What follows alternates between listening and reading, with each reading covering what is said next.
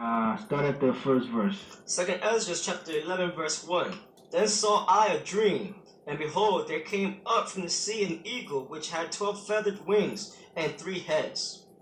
And I saw, and behold, she spread her wings over all the earth, and all the winds of the air blew on her, and were gathered together. Mm-hmm. That's it on that. Then now this eagle represents the Roman Empire. Now we're gonna stay in the same book, brother, real quick.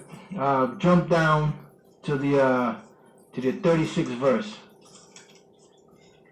Okay, verse 36. Then I heard a voice which said unto me, Look before thee, and consider the thing that thou seest. And I beheld, and lo, as it were a roaring lion, chased out of the wood. And I saw that he sent out a man's voice unto the eagle, and said, Hear thou, I will talk with thee, and the highest shall say unto thee, Art not thou it? No, go ahead. No. It's gonna go. No. It's gonna go into. That's why I'm laughing. Are not thou it that remainest of the 4 beasts? Right. What 4 beasts was he talking about? He's talking about the 4 beasts that he read up in the book of Daniel. And that lion that chased it out of the wood, the lion represents Yahawashi, because when Yahawashi comes, he's gonna chase these devils out of the forest. He's gonna chase them out of the rulership. Go ahead. It says, Are not thou it that remainest of the 4 beasts? Go ahead. Are not thou it that remainest of the 4 beasts, whom I made to reign in my world? Right, the Most High made you devils to reign in his world. So how are you going to wax proud against the Most High? He made you the axe. He made you the devil. He made you the one that put us in slavery. But now you're going to wax proud against the Most High? You're going to wax proud against us, you goddamn devils? Right, because, like I say this, brother, all the other kings of the other kingdoms,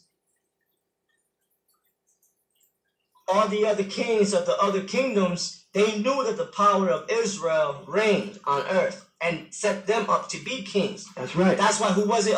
King Josiah.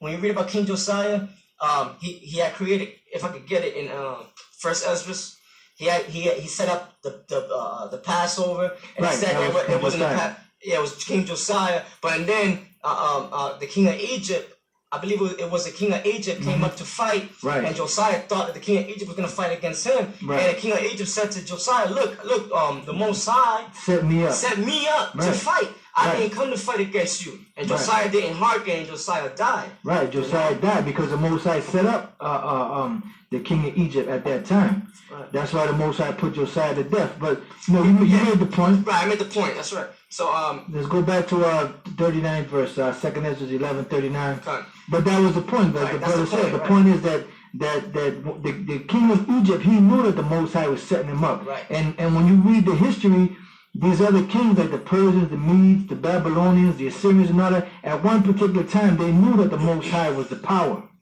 Right. Because the Most High showed them that he was the power. Even like Pharaoh. Right. At one time, Pharaoh, the Most High hardened his heart. That's why he did what he did. The Most High would have never hardened Pharaoh's heart. Pharaoh would have been ready to let Israel go the first plague in Egypt. Exactly. But the Most High did that so he can show his power. His strength. That's why the Most High has allowed this devil to mount up unto the heavens, so that when the Most High brings this devil down, the whole world will know, surely that's the power. That's the God. That's right. 39th verse. Are not thou it that remainest of the 4 beasts, whom I made to reign in my world? That's right. That the end of their times might come through them. That the end of their times might come through them. Through who? Through the 4 beasts. So we're at the end right now. That's why the Most High told Ezra that Esau is the end of the world and Jacob is the beginning of it that followed. That there wasn't a metaphor. That was actual. So from the time that Jacob and Esau were born, that was the beginning of the end, because those are the 2 empires that were going to be fighting against each other, and the one that was supposed to be the slave to the other one, which is Esau, would be ruling at the end. That's why when you read in the book of 2nd Ezra, the 6th chapter, that's why the Lord said that the end of this world was going to come during the time of Ezra, because Ezra was going to be living in the time of the end. Right. Wasn't he that said, woe is me, for who shall deliver me in those days? And in those evils. And that's right. You know? So the Lord already made him know that he was going to be alive in those days. Job said, Job said, the worms eat his body and destroy it. But with my eyes shall I see the salvation. And not another. Ooh. He said, and not another. All right? So this bullshit that these people out here, look, the reincarnation exists in the scriptures, all right? They just don't understand, and the Most High blinded them. All right? That's the bottom line. So go ahead, brother. 40th verse. And the fourth came and overcame all the beasts that were past. Why did when the fourth came, which is the Roman Empire, why did it overcome all the beasts that were past? Because the Most High set it up. Good. And had power over the world with great fearfulness. And when the Romans took over, everybody feared the Romans. But it's funny because prior to that, when the Persians was in power, everybody feared the Persians. When the Greeks were in, when the Babylonians were in power, everybody feared the Babylonians. When the Greeks were in power, everybody feared the Greeks. Just like when Mike Tyson was reigning champion, everybody, like a lot of people was afraid of to fight Mike Tyson. Yeah. That's why a lot of them guys run there, they were all shaky, and then Mike Tyson was knocking them out. Because they were afraid. Right. Because the Most High had set them up at that time. His reputation preceded him. Exactly. And then that reputation was being coupled with all the different stories of things that these nations were doing. Right. So that's why people, when they heard about these nations and them, they coming to get you. Right. Their heart turned into stone. That happened during the time of Joshua. You know, during the time of Joshua. Right, that's right. When they were taking when we were taking the Canaanites down. Right, the Canaanites down. They feared. That's why that one particular. Sorry, brother. That's why that one the Canaanites, they came and they feigned themselves that they had came on a long journey. They said we had fresh bread. It's all mildewed up. We had water. We had this, and then we had water in these what you call it, and they busted. You know, and we coming along, our shoes all worn out, our clothes all tattered. We came on a long journey because we heard of your greatness, right? And what did Joshua say? He said, "Look, we're not gonna do you no harm because the Most High already set it up for us to take down the Canaanites." But then when he found out that they lied to him, what did he do? He made them slaves, right? Because they feared Israel. One time we were feared. Believe it or not, at one time we were feared. And it's still so today. The only problem is that Jake don't know that they're Israelites. Right. Go ahead, brother. All right. And the 40th verse again. And the fourth came and overcame all the beasts that were past and had power over the world with great fearfulness and over the whole compass of the earth with much wicked oppression. And so long time dwelt he upon the earth with deceit. For the earth hast thou not judged with truth. And these so-called white people have not judged the world with truth, beginning going back to the Greeks, the Romans, all the way up until today. Go ahead. Thou hast afflicted the meek. Thou hast hurt the peaceable. Thou hast loved liars. And that's the so-called white men, the Edomites. They have all these things fit them. These are all characteristics of the so-called white man. Go ahead. And destroyed the dwellings of them that brought forth fruit, and has cast down the walls of such as did thee no harm. And then there's so much information that we could bring, but we're trying to stay focused on just on the history right now. But there's so much you can bring out just on this one verse right here. Matter of fact, brother, go from there, go to the 12th chapter, and read the first and the first verse to the third verse, and then jump down to 10. Second Ezra chapter 12 verse 1. And it came to pass, whilst the lion spake these words unto the eagle, I saw, and behold, the head that remained and the four wings appeared no more, and the two went unto it, and set themselves up to reign, and their kingdom was small and full of uproar. Go ahead. And I saw, and behold, they appeared no more, and the whole body of the eagle was burnt, so that the earth was in great fear. And this is talking about the nuclear destruction, man. The whole earth, when America is destroyed, the whole earth is going to be in fear, because it's not just going to be one building or two buildings or one city. It's going to be the whole of America, man. You know, because if you only burn down one building or one city, I mean, yeah, people will get nervous a little bit, but it ain't gonna be as bad as if they burn the whole country down.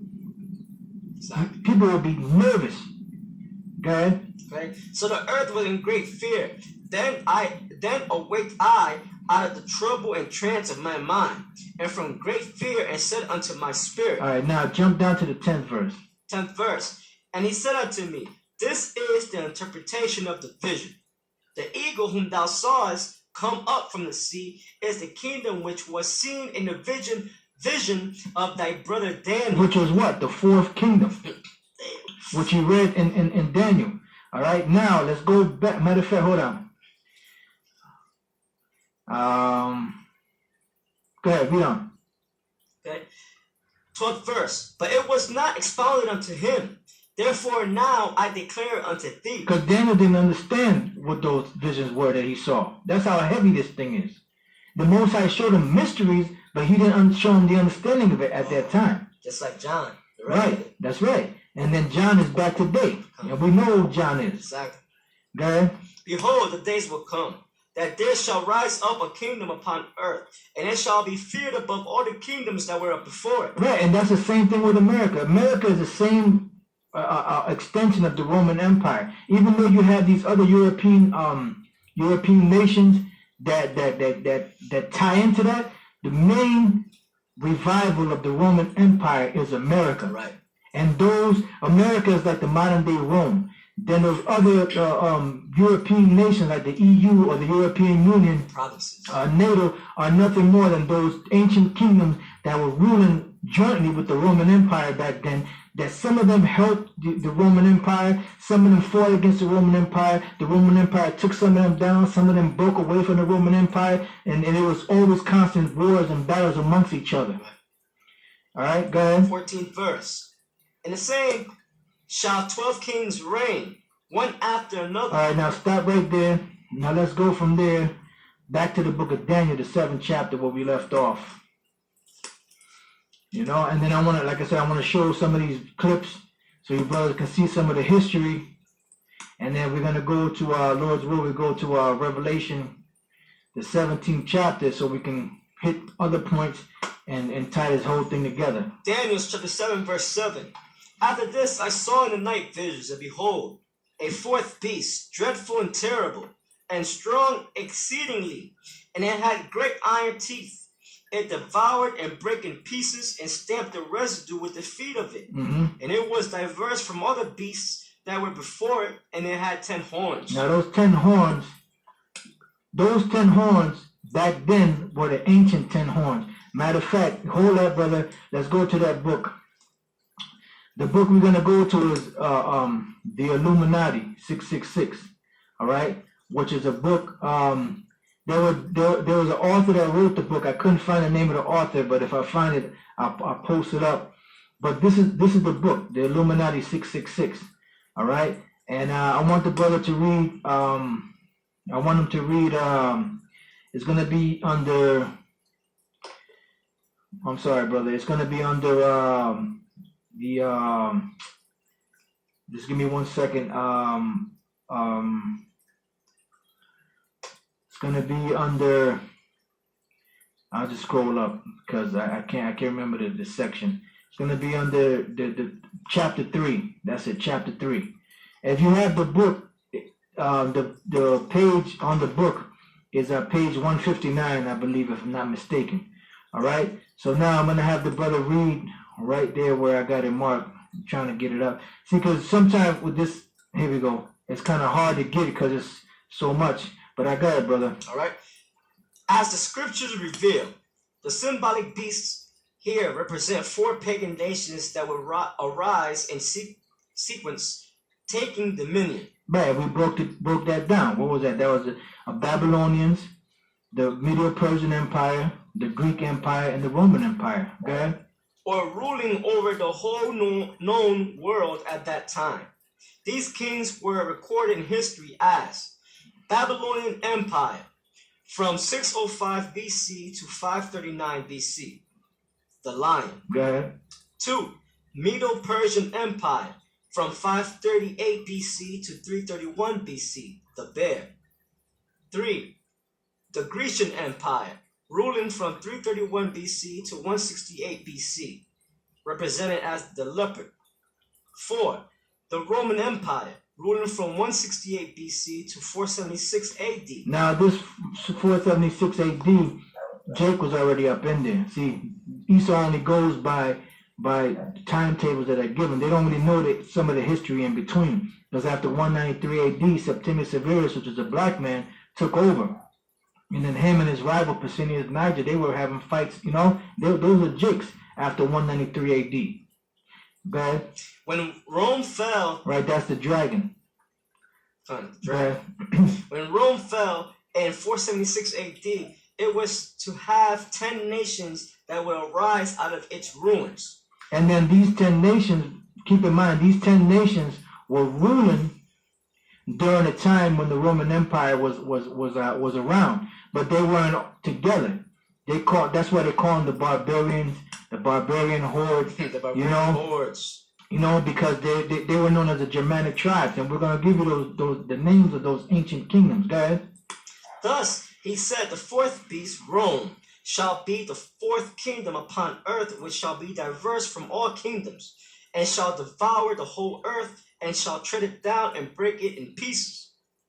And the 10 horns out of his kingdom are 10 kings that shall arise, and another shall arise after them, and he shall be diverse from the first, and he shall subdue 3 kings. Mm-hmm. And then this right here, the 3 kings that is subdued, we're gonna go into that, you know, Lord's will, you know, like either in a later show or later on in the lesson. Okay? These 10 nations are also recorded in recorded history now, as the prophecy of Daniel predicted hundreds of years earlier. They were the following: the Anglo-Saxons, the Franks, Alemanni, the Lombards, the Ostrogoths, the Visigoths, Burgundians, the Vandals, the Suevi, and the Heruli. And they call them the Germanic tribes. Now, I'm gonna pull this up real quick. You'll be able to see. Yeah, well, you know what? This ain't nothing but Satan. You know, so don't. Yeah, well, it's a heavy topic we're going. Yeah, so. There's no need to fear because Yahawashi is here. That's right. Yahawashi is here. He's gonna do this thing. That's right. Man, Satan ain't gonna steal our joy. That's right.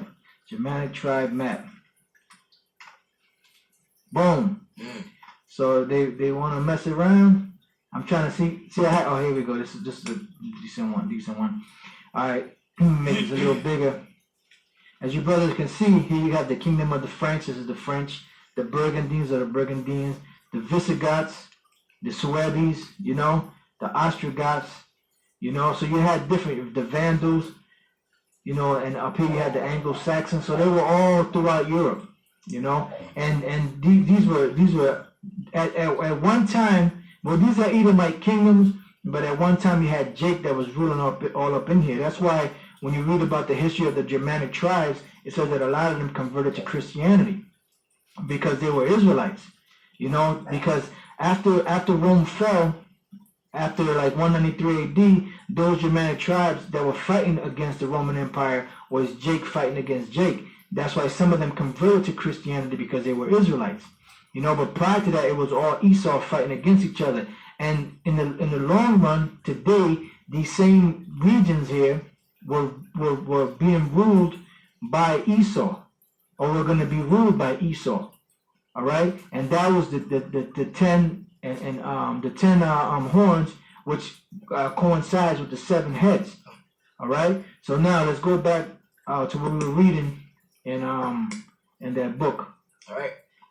After these 10 nations would become history, Daniel the prophet foretold another little horn nation was to come up among these 10 nations and would war with them and would actually destroy 3 of the 10 nations. They would be rooted out of that area called Europe today. And this is precisely what happened. This little horn nation destroyed the nations of the Heruli in 493 AD. the Vandals in 534 AD, and the last of the three, the Ostrogoths, lost their last battle with this little horn nation in 538 AD and were eventually driven out of Italy by 554 AD.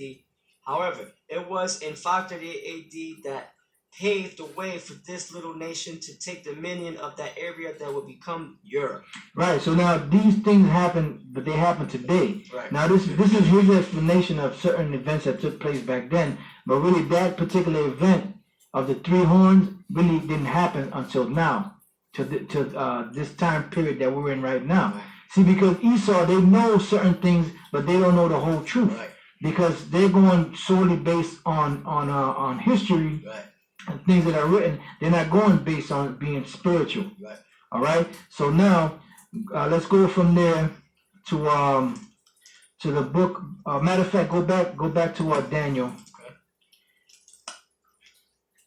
And read the 7th verse again. All right. Daniel chapter 7, verse 7. Matter of fact, I'm sorry, brother. Let me show this clip real quick. So just so we can show brothers, some of the history that's based around this particular thing that we're dealing with. But the Romans did not allow sentiment to get in the way of politics, and it was the Romans who would bring an end to the Celtic culture of mainland Europe. In 58 BC, Julius Caesar's legions advanced into the Celtic lands of Gaul. 5 years later, he had seized the greater proportion of Gallic territory. But the Celts were not finished yet, and the stupendous rebellion began to gather pace. By the spring of 52 BC, the diverse Gallic communities had succeeded in uniting themselves under the leadership of Vercingetorix, a young man in the Avernian tribe. In the weeks that followed, Vercingetorix led an enormous army against Caesar and the Romans. The Celts were now fighting together for their survival. Ultimately, their efforts were unsuccessful. But Vercingetorix did succeed in defeating Caesar at the Battle of Gergovia. Had he adopted a different tactic, Which they call these the Gauls, which is the French, ancient the French. Romans may well have been driven out of Gaul altogether. It was one of the biggest confrontations of ancient times. On the plateau stronghold of Alesia, Vercingetorix made camp with 80,000 of his best troops, while his cavalry rode out into Gaul to raise a still greater force of warriors. Inspired by the victory of Gergovia, the Celtic leader confidently prepared to give battle to the most famous Roman of them all. Caesar now proved his mastery of containing warfare. All around Vercingetorix's position, he ordered the construction of an enormous siege works. These pits, towers, and ramparts prevented the rebels from breaking out. The Romans then built a second outer siege works to protect themselves from attack from the outside. It was 10 miles in length, and it worked. When the main Celtic army arrived, it may have been 250,000 strong, but it failed to break through. After 3 brave attempts to relieve their leader, the attacking force broke up, and Vercingetorix surrendered. Afterwards, he was taken to Rome and Revelation forced to 17. take part in a triumphal procession. He was then ritually strangled. His rebellion had failed. Vercingetorix might never have been able to defeat the Roman army. He was a fearsome fighting machine, the best of his day, feared across the world. But he was a very able and careful general, and it's important to remember that Gauls have been fighting as allies and mercenaries with the Romans for many years, so their understanding of the tactics, which Just like today, you got these different nations, European nations that fight with America would ever have taken it as allies, but then sometimes they become their enemies. what might have happened. I think what Vercingetorix represents in Celtic mythology, as it comes down through the ages, is kind of the last hurrah of Celtic rebellion. It's the grand last stand, and it was a really impressive stand. All right, now I got one more here, and then we're gonna read a few more scriptures and break it down. This is like a historic timeline. It's going to go into certain things.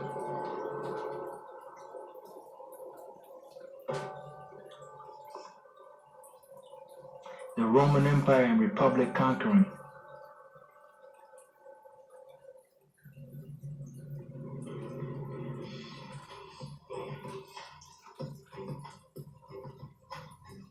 Conquering Carthage in 204 BC. That was the three Punic Wars.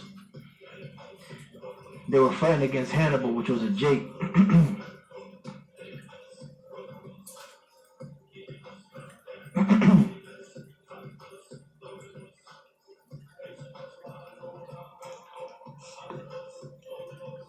It's the conquering of Hispania. That's Spain. And this is the Roman Empire. See? And they go into, certain parts of history on the conquering of Spain. So this is all historical. But there's certain things about the breakdown of the scriptures that are spiritual that Esau can't get. And like I said, they called all these Germanic tribes. I believe it was the Suevi and the Visigoths that were in Spain under the ancient names.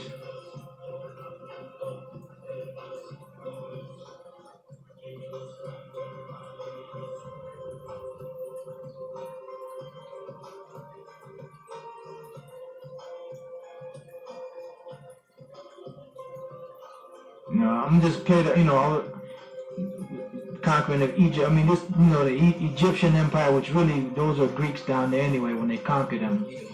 They were Edomites, but we're just gonna let it ride because there's other points in here that are pretty good that they make. So I mean, if you want to get technical, those Egyptians that they conquered were really Greeks. Right. They had already conquered. Ptolemy had taken control of that. That's why you had the Seleucid and the Ptolemaic Wars. Right. Which eventually the Seleucid Empire took it over. That's right. They were all Edomites. It was Esau conquering Esau. Right. White on white crime. Exactly.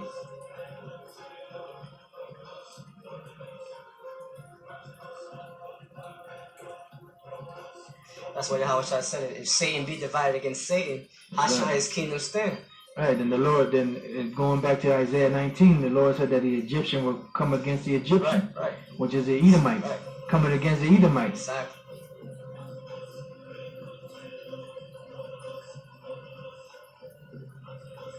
Now Gallia, or the Gallics, that was the French. The Gallics, the Gauls, Gallia, the Franks, those are all the French. Alicia, that's in that was one ancient city in France.